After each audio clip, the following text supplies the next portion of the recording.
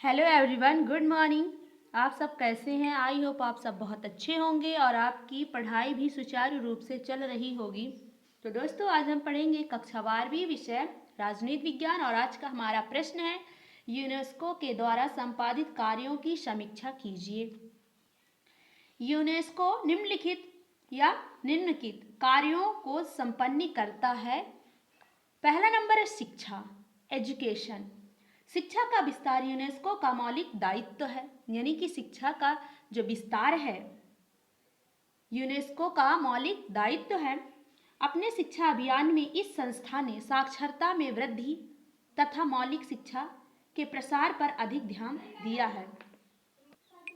UNESCO सामूहिक शिक्षा पर विशेष ध्यान देता है, यानी कि यूनेस्को जो है ये सामूहिक शिक्षा पर विशेष ध्यान देता है। विश्व के निर्धन लोगों यानी गरीब लोगों के लिए यूनेस्को निःशुल्क तथा बिना शुल्क के यूनेस्को जो है गरीब यानी निर्धन लोगों के लिए निःशुल्क, बिना शुल्क के तथा अनिवार्य शिक्षा की व्यवस्था करता है। अपनी शिक्षा योजनाओं के क्रियान्वयन में इनसे वाचनालयों, शिक्षा केंद्रों, सम्मेलनों का आयोजन तथा विषय विशेषज्ञों को विश्व के कोने कोने में भेजता है। दूसरा नंबर है विज्ञान। यूनेस्को ने प्राकृतिक तथा सामाजिक विज्ञानों के विकास पर ध्यान दिया है। प्राकृतिक और जो सामाजिक होते हैं उनके विकास पर ध्यान दिया है। प्राकृतिक विज्ञान के क्षेत्र में वैज्ञानिक संगठनों की सहायता, अनुसंधान तथा प्रकाशन का कार्य करता है। सामाजिक विज्ञान के क्षेत्र में यूनेस्को ने अंतरराष्ट्रीय स्तर पर विभिन्न कार्यक्रमों, शोधों, सामाजिक विज्ञान संस्थाओं तथा गैर सरकारी संस्थानों को सहायता प्रदान की है। इसके बाद हम आते हैं तीसरे नंबर पर सांस्कृतिक। यूनेस्को अंतरराष्ट्रीय जगत की सांस्कृतिक संपत्ति को मानव जाति की विरासत मानता है, यानी कि जो यूनेस्को है ये अंतरराष्ट्रीय जगत की सांस्कृतिक जो संपत्ति है वो मानव जाति की एक विरासत को मानता है तथा उसे संरक्षित करना चाहता है। इस दिशा में यूनेस्को ने भारत, कोलंबिया तथा नाइजीरिया में 3 सार्वजनिक पुस्तकालय खोले हैं।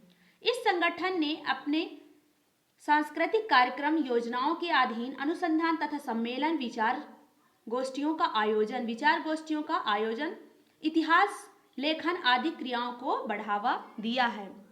कौन? ये यूनेस्को ने इन सबको बढ़ावा दिया है। चौथा नंबर है प्रकाशन। यूनेस्को ने जातिवाद, नस्लवाद तथा मिथ्याओं के विरुद्ध साहित्यों का प्रकाशन कराया है। इनसे अंतरराष्ट्रीय जगत में संघर्ष एवं तनाव को दूर करने का प्रयास किया है।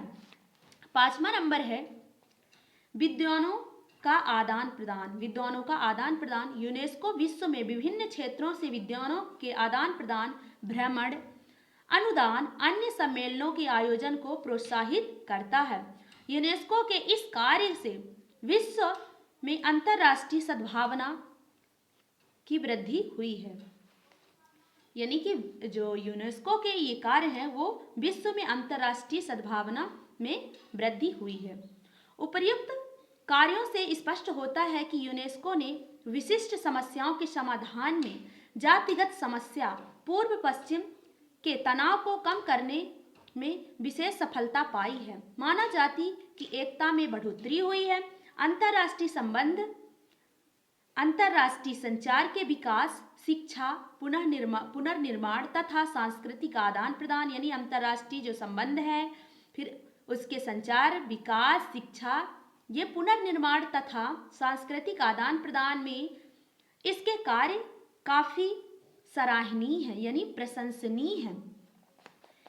सामूहिक शिक्षा तथा विज्ञान एवं सामाजिक विज्ञान के विकास को इसने सबल प्रदान किया है।